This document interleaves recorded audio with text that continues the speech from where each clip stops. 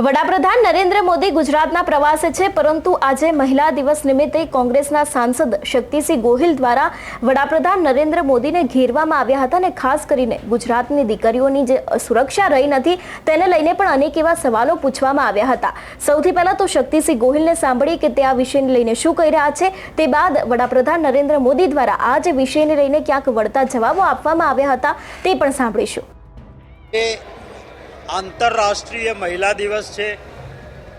कांग्रेस पक्ष वती तमाम माता बहनों दीकरीओं ने खूब हृदयपूर्वकनी शुभकामनाओं आंतरराष्ट्रीय महिला दिवस निमित्ते पाठवुं छुं।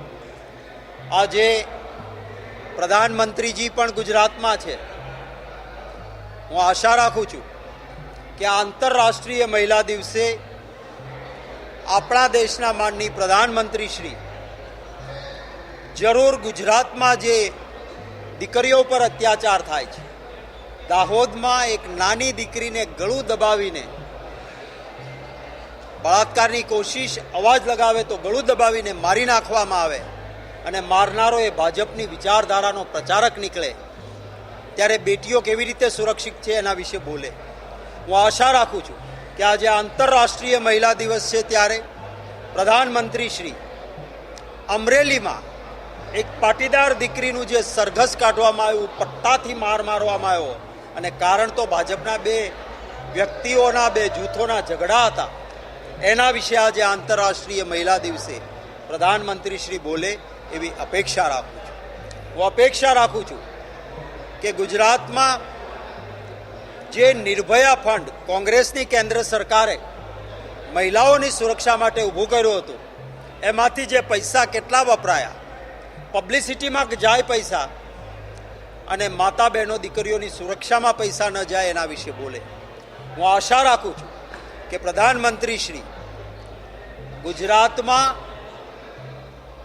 गर्भवती माताओं अने माल न्यूट्रिशन बाळको जे दीकरीओ जन्मे छे ए कुपोषित जन्मे छे एनो आंकड़ो हमणां ज बहार आव्यो। जे राज्यों विकसित नहीं गणाता ए राज्यों करता पण कुपोषित दीकरीओ आपणे त्यां सगर्भा महिलाओनी वधारे तकलीफ होय तो आ विषय पण प्रधानमंत्री श्री बोले।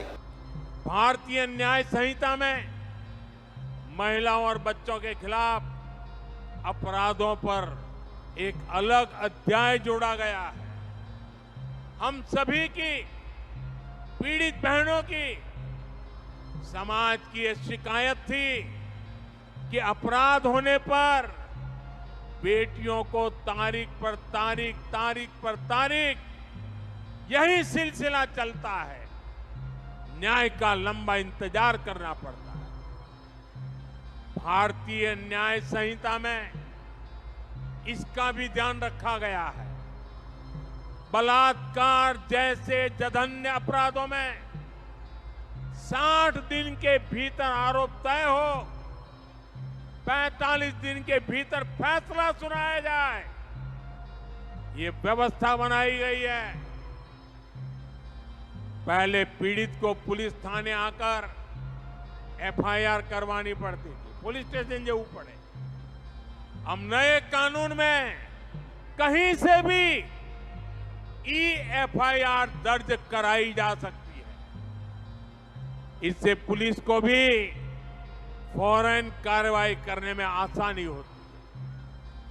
जीरो एफआईआर के प्रावधान के तहत कोई भी महिला अपने ऊपर अत्याचार होने पर किसी भी पुलिस स्टेशन में एफआईआर दर्ज करा सकती है। एक और प्रावधान किया गया है कि अब रेप विक्टिम का बयान पुलिस ऑडियो वीडियो के माध्यम से भी दर्ज कर सकती है।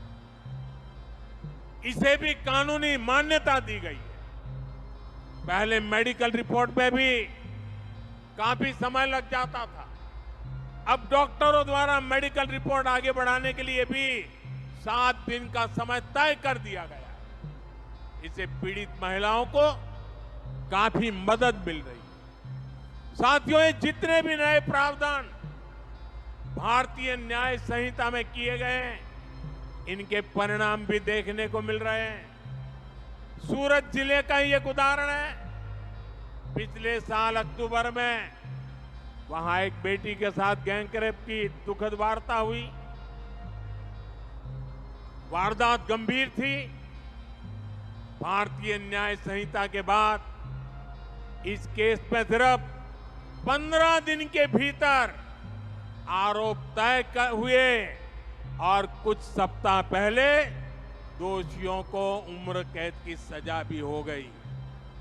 15 દિવસમાં પોલીસે કામ પૂરું કર્યું, ન્યાયની પ્રક્રિયા ચાલી અને ટૂંકા ગાળામાં જન્મટીપની સજાએ થઈ ગઈ।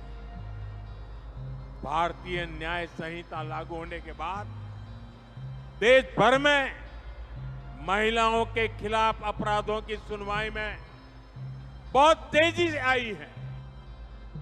તમારું શું માનવું છે આ વિષયને લઈને અમને કમેન્ટ કરીને ચોક્કસ જણાવજો। તેની સાથે જ અમારી ચેનલ નિર્ભય ન્યૂઝને લાઇક, શેર અને સબસ્ક્રાઇબ કરવાનું ભૂલશો નહીં। નમસ્કાર।